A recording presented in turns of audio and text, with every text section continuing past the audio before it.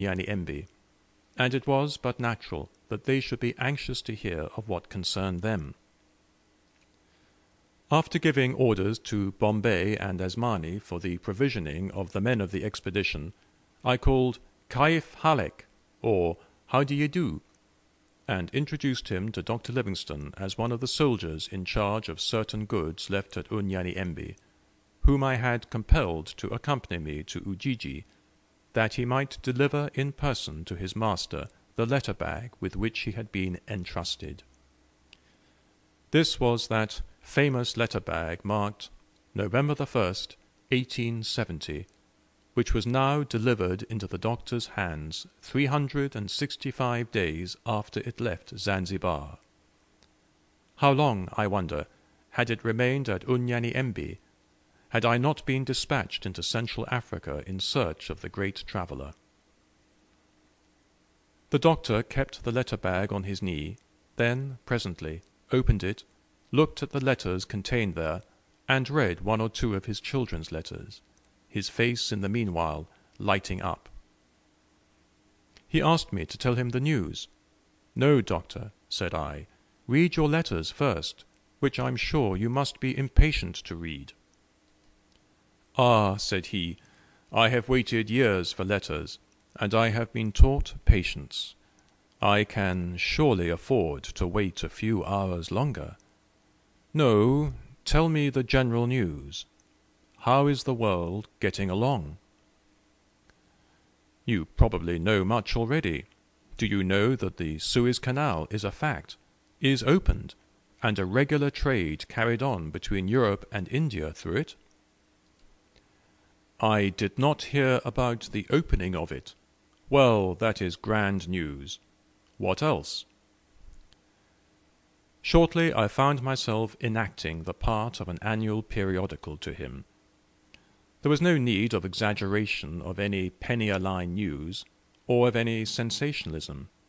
The world had witnessed and experienced much the last few years.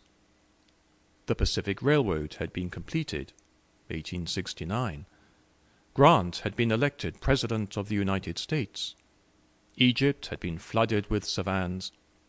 The Cretan Rebellion had terminated, 1866 to 1868. A Spanish Revolution had driven Isabella from the throne of Spain, and a regent had been appointed. General Prim was assassinated. A Castellar had electrified Europe with his advanced ideas upon the liberty of worship.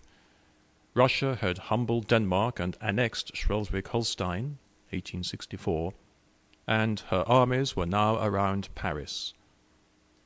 The man of destiny was a prisoner at Wilhelmshohe. The Queen of Fashion and the Empress of the French was a fugitive, and the child born in the purple had lost for ever the imperial crown intended for his head. The Napoleon dynasty was extinguished by the Prussians, Bismarck and von Moltke, and France, the proud empire, was humbled to the dust. What could a man have exaggerated of these facts? What a budget of news it was to one who had emerged from the depths of the primeval forests of Manyuema.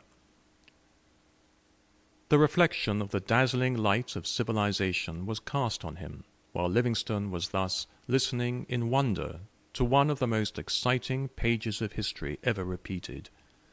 How the puny deeds of barbarism paled before these! Who could tell under what new phases of uneasy life Europe was labouring even then, while we, two of her lonely children, rehearsed the tale of her late woes and glories. More worthily, perhaps, had the tongue of a lyric Demodocus recounted them, but in the absence of the poet, the newspaper correspondent performed his part as well and truthfully as he could. Not long after the Arabs had departed, a dishful of hot hashed meat cakes was sent to us by Said bin Majid, and a curried chicken was received from Mohammed bin Salih, and Moeni Kari sent a dishful of stewed goat meat and rice. And thus presents of food came in succession, and as fast as they were brought, we set to. I had a healthy, stubborn digestion. The exercise I had taken had put it in prime order. But Livingstone, he had been complaining that he had no appetite, that his stomach refused everything but a cup of tea now and then. He ate also, ate like a vigorous, hungry man, and, as he vied with me in demolishing the pancakes, he kept repeating, "You have brought me new life. You have brought me new life." "Oh, by George," I said, "I've forgotten something. Hasten, Selim, and bring that bottle. You know which, and bring me the silver goblets.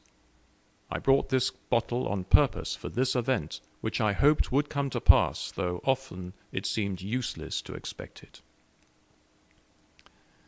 Selim knew where the bottle was, and he soon returned with it, a bottle of Sillery champagne, and, handing the doctor a silver goblet brimful of the exhilarating wine, and pouring a small quantity into my own, I said, "Dr. Livingstone, to your very good health, sir."